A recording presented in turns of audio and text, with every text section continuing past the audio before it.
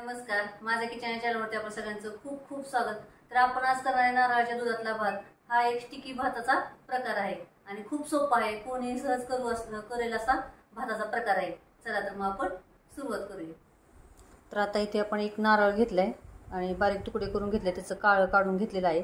तर आता हे मिक्सरच्या भांड्यात घालूया आणि ह्याच्यात थोडंसं पाणी घालून आपण 2 वाट्याचं दूध काढून घेऊया। मिक्सरमधनं काढायचं, पाणी घालून आणि गाळून घ्यायचं, म्हणजे नारळाचं दूध तयार होतं।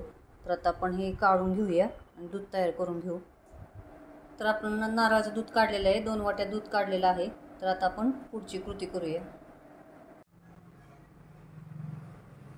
तर आता आपण कढईमध्ये नारळाचं दूध घालूया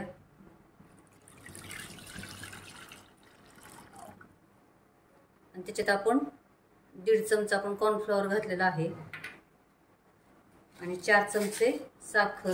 तुम्हाला जेवढं गोड पाहिजे तेवढं तुम्ही साखर घालू शकता। आणि आपण आता हे दूध घट्ट होईपर्यंत आपण हलवत राहूया।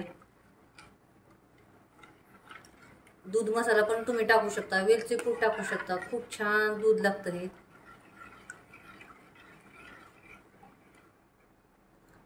तर आता आपलं दूध नारळाचं घट्ट झालंय, तुम्ही बघू शकता, खूप छान झाले, क्रीमी एकदम। तर आता आपण काढून घेऊया आणि थोडंसं थंड करून घेऊया। तर इथे आपण इंद्रायणी राईस करून घेतलेला आहे, भात चिकट असा भात करून घेतलेला आहे। तुम्ही कोणताही तांदूळ घेऊ शकता, फक्त कोरडा भात करायचा नाही, जास्त पटपटीत, तर असा चिकट करून घ्यायचा।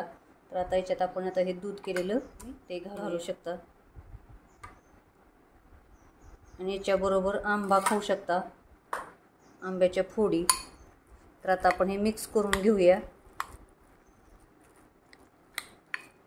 छान एकदम कोकोनट राईस तयार झालेला आहे।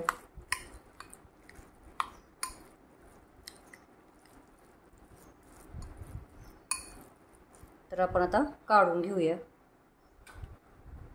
तर आपला आता राईस तयार झालाय। याच्यात तुम्ही ड्रायफ्रूट पण टाकू शकता खाताना, मस्त एकदम। तर चॅनलला सबस्क्राईब करा, लाईक करा, शेअर करा आणि कमेंटमध्ये मला नक्की सांगा कसे झाले ते। थँक्यू।